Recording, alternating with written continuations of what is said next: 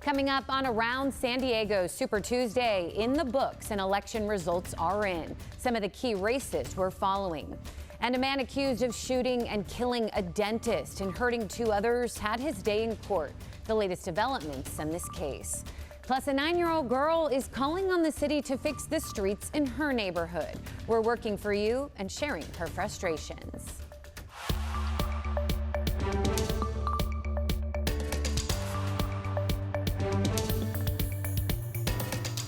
Thanks for joining us as we take you around San Diego. I'm CBS 8's Jenny Day. I'll get you caught up on a week's worth of news and look ahead in just 30 minutes. We do begin with those primary election results. The San Diego mayoral race appears to be set between Mayor Todd Gloria and police officer Larry Turner. A lawsuit initially that was standing in the way has officially been dropped. The lawsuit claimed Turner moved to downtown San Diego in July of 2023, then to Ocean Beach, but the plaintiffs allege that wasn't his primary residence at the time that he declared he was running for mayor. Turner has said that's not true, and he is a San Diego resident. He accuses Mayor Gloria of playing dirty politics. The mayor has not yet responded. I have no involvement in that. I don't see that as helpful in the campaign. I mean, we are focused on my record and explaining that to San Diegans. And when San Diegans hear what I've done over the last 4 years under the most difficult of circumstances, they will support my reelection. Yeah, the election is November 5th. We do have more results on CBS8.com.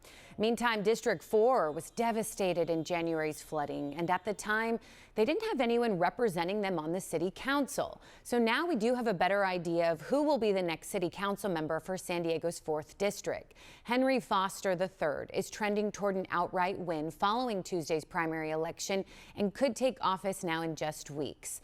This week, we did speak with people who live in District 4 and asked about their expectations for Foster. We need our streets repaired. We need better patrolling, nice police officers that understands our community. If they don't understand our communities, we don't need them. Yeah, Foster says his top priority is recovering from that storm. And one of the races still too close to call at this time is Prop 1. Yes on Prop 1 has less than a 30,000 lead right now. This state measure is centered around a $6.4 billion bond.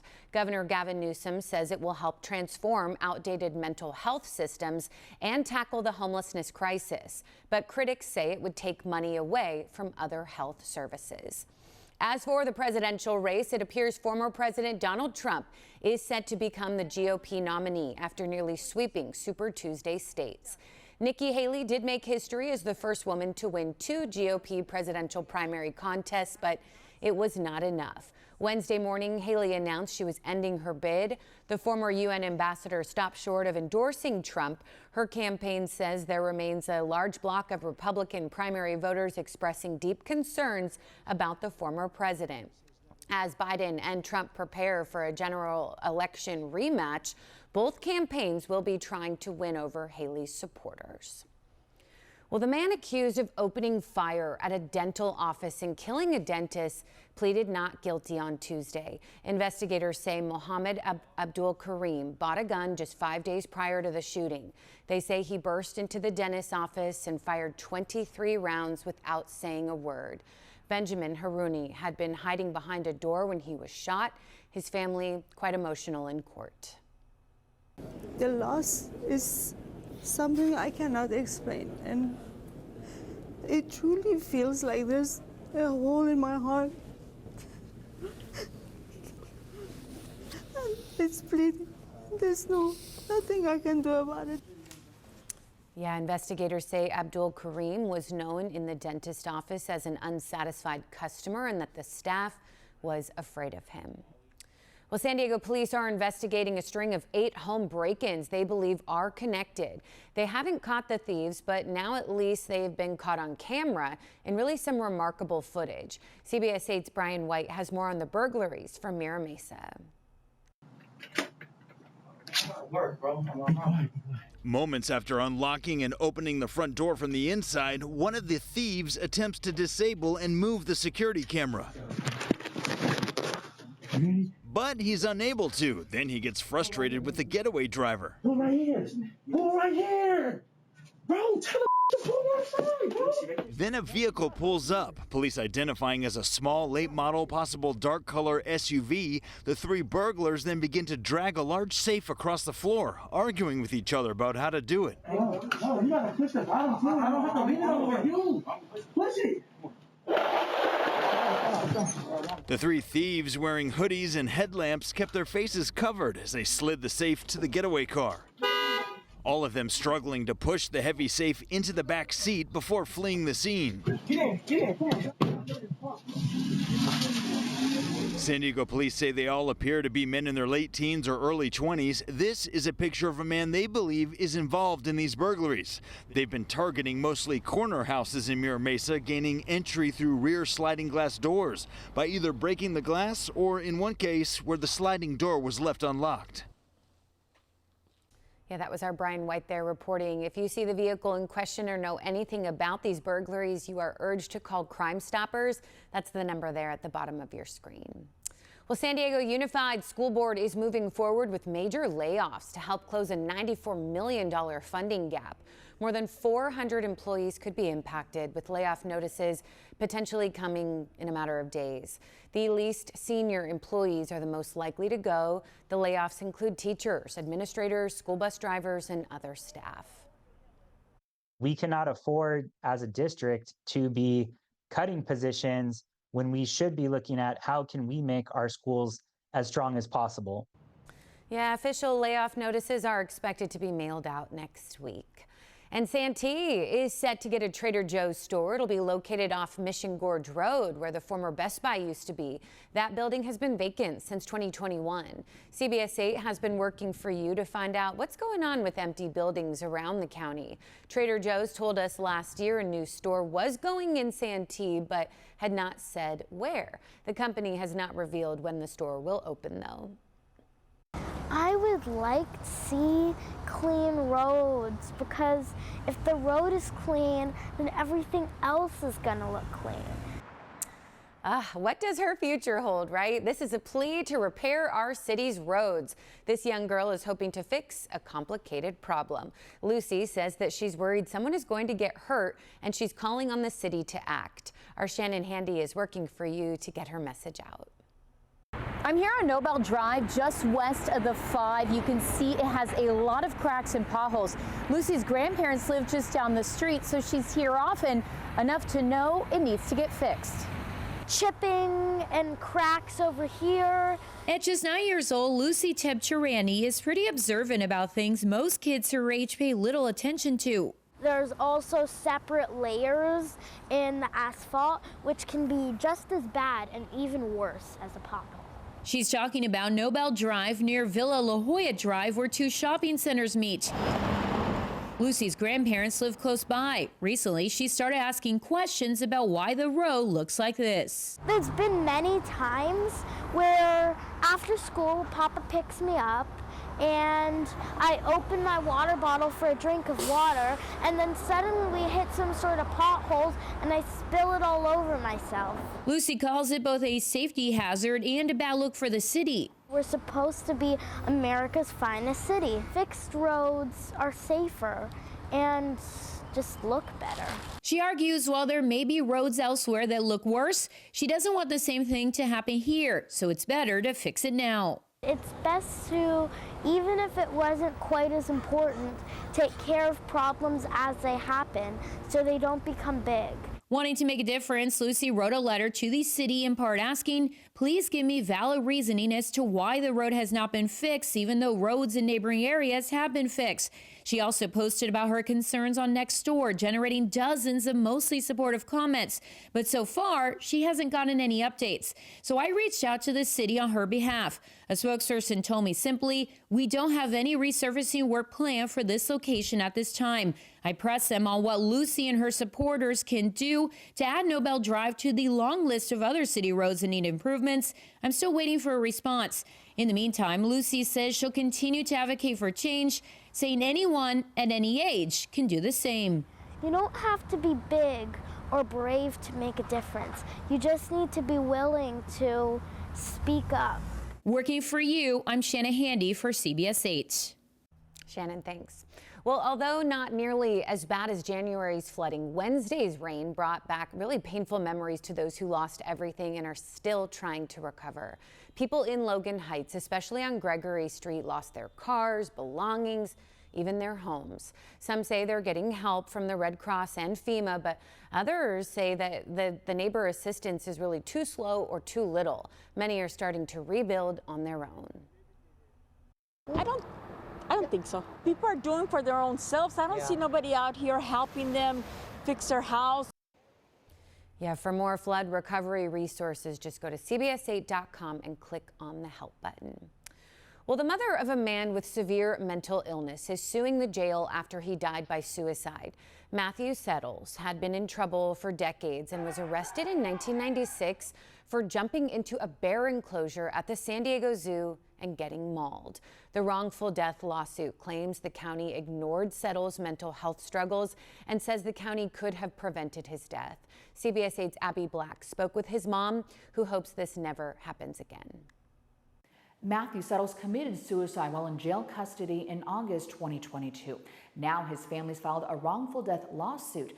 They say that there were various incidents that contributed to his mental health and he should have never been in isolation.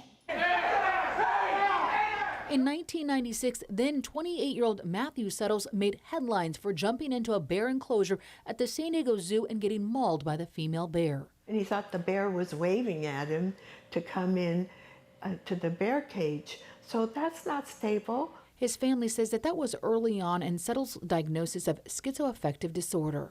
Oh, Matthew was such a wonderful person. He just was a joy to be around when he was stable. It's an absolute horrible illness that he got. Settles' mother, Brenda, says that her son attended UCLA to study computer science, but it was his erratic behavior that often happened when he was off of his medication. Matthew attempted suicide by jumping off of a 3-story building. He escaped a mental hospital and nearly starved to death while living on the streets. And then he jumped in front of a San Diego trolley. And then when he got worse, of course, his behavior got worse and he got more afraid. And it was a bad cycle. For years, he was bounced around from psychiatric hospitals and jail. A lot of times they would release him too early when he wasn't really stable. Settles had a conservator to help make decisions such as taking medications.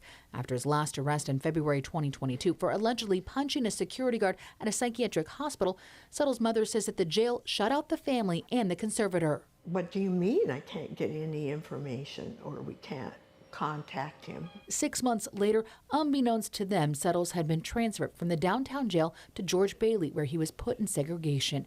After 4 weeks in isolation, the 54-year-old man who loved the outdoors hung himself. And to put him in that situation for 4 weeks is unconscionable.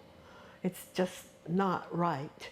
Brenda Settles has filed a wrongful death lawsuit against the Sheriff's Department and its medical staff. In 2018, Disability Rights California issued a report condemning isolation among mental health inmates and mentioned the deaths inside the San Diego jail that were connected to segregation. No mentally ill person should be in that situation. The Sheriff's Department says it does not comment on ongoing litigation and they are not able to comment. I want some justice for Matthew. Abby Black, CBS 8. Yeah, awful case, Abby, thanks. Still ahead, the cutest and furriest tournament of them all has kicked off. How you can take part in this year's March Meowness. Well, Meals on Wheels kicked off its 22nd annual Champions Week, collaborating with local leaders, elected officials, and law enforcement to deliver meals to seniors in need. Monday, deputies from the San Diego County Sheriff's Office delivered meals to 71-year-old Maria Carrillo. Maria is back at her home after a Meals on Wheels volunteer had been making a delivery at her home in December and noticed she wasn't doing well, so he called 911. Maria was just recently released from the hospital and says that volunteer saved her life. If you'd like to volunteer with Meals on Wheels, visit our website, cbs8.com.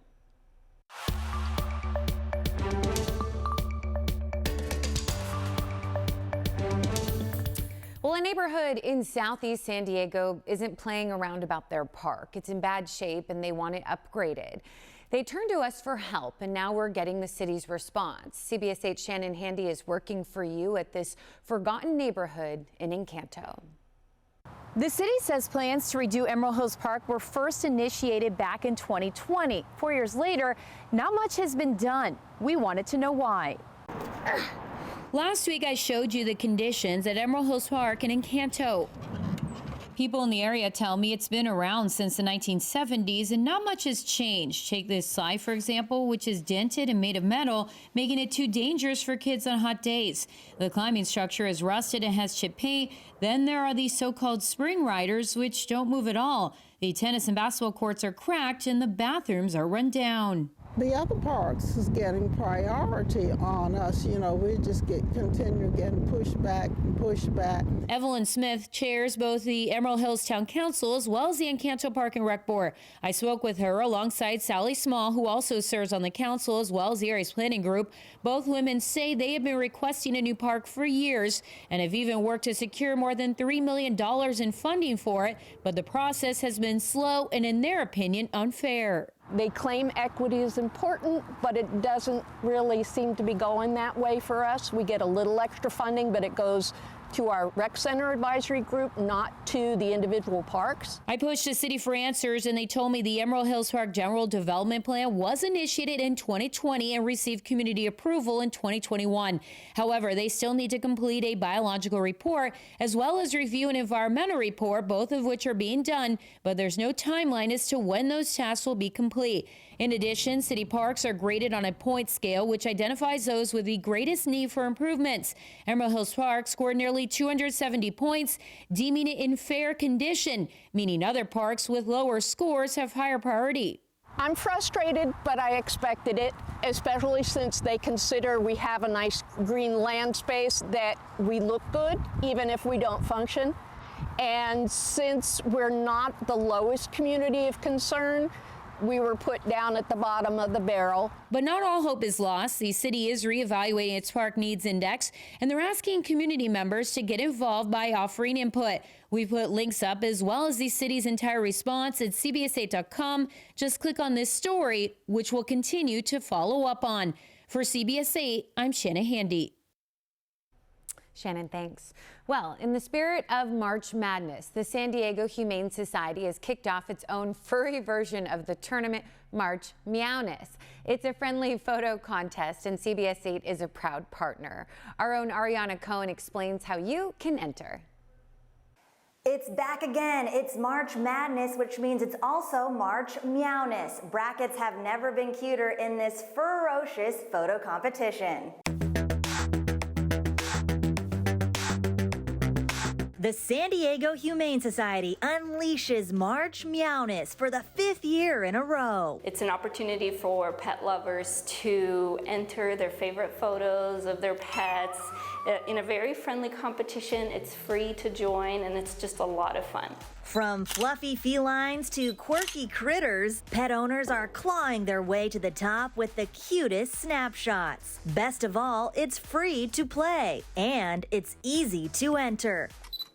Just snap a photo of your pet, upload it for free at sdhumane.org/contest, then vote. You are allowed 1 vote per day per person to fetch the top prize. Don't be fooled by the name. The contest isn't just for cool cats. Even though the competition is called March Meowness, all animals are welcome to enter the competition. We've had anything from turtles to horses to fish and guinea pigs, so all animals are welcome. The top 8 photos are in for a treat. The lucky shots will snag cash prizes fit for the most distinguished furball. First place wins a $250 Visa gift card, followed by more prizes. Last year they had 1,400 entries. Now they already have 50 fur-tastic contenders so far this year, and the competition is just getting started. We're really excited about this competition. It's fun, it's free. We encourage everyone to enter. We need something to smile about all the time, and this is just one of those special opportunities. You have until March 20th to enter your favorite pet into the playoffs. We posted a link at CBS8.com. I'm Ariana Cohen for CBS 8. Great story, great event. Ariana, thanks. Still ahead, Old Town San Diego isn't just a tourist spot, but a place many people call home. As we take you in the Zevely Zone, we'll introduce you to one man who's called it home for a very long time. Well, Old Town San Diego wasn't always a popular tourist spot. In fact, many of the shops there used to be homes. As we take you in the Zevely Zone, Jeff meets a lifelong San Diego resident and profiles a new book he's written about his life. Some San Diego stories are so historic, they're set in stone. Tourists in Old Town come and go, but this is a story about a San Diegan who grew up on these very streets and never left. That's me when I was little. This was your neighborhood? Yes. 93-year-old Manuel Diaz was an altar boy here at the Church of the Immaculate Conception. How much has San Diego changed?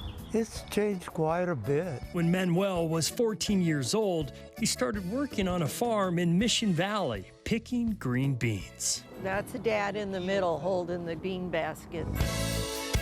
This is a book that I wrote about my dad. Teresa Burrows spent 10 years researching her father's life. Well, it's called Through My Father's Eyes, Growing Up Mexican in Old Town San Diego. Through the Depression and World War II, the Diaz family had to farm and fend for themselves. They grew their own veggies and had their own cows and pigs and chickens.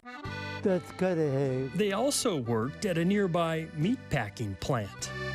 In 1909, Manuel's father walked from Mexico to Los Angeles by following the train tracks to start a new life. If he hadn't come, I would have been down there and had no future. Manuel did find a future with Audrey, even though she was off limits. What did your dad say about you dating Manuel? Oh, he didn't like it. He told Manuel, she's too young to date and leave her alone. And then he told me, I will find you a boyfriend. What did you think when you heard that? It didn't matter to me. We still snuck around. They then got married right here at the same church where Manuel was an altar boy. I think any family's history is important to know where your roots are. Which is why Teresa wrote this book, to stand the test of time. Oh, here we are right here, Mom. Just like their family bricks laid here in the church courtyard. The date they were married, September 2nd, 1950. Manuel worked for most of his life as a tile installer and always checks the grout around these precious bricks. This is a little rough, but it's all right. But here, nonetheless, to tell the world about Manuel Diaz long after he's gone. I'm thankful for it, because I am part of Old Town. In the Zevely Zone, nothing stays the same. Jeff Zevely, CBS 8. Yeah, and Old Town still thriving. What a beautiful tribute. That'll do it for us. Thank you for your time. Thank you for staying informed. For CBS 8, I'm Jenny Day. Have a great weekend. Take good care.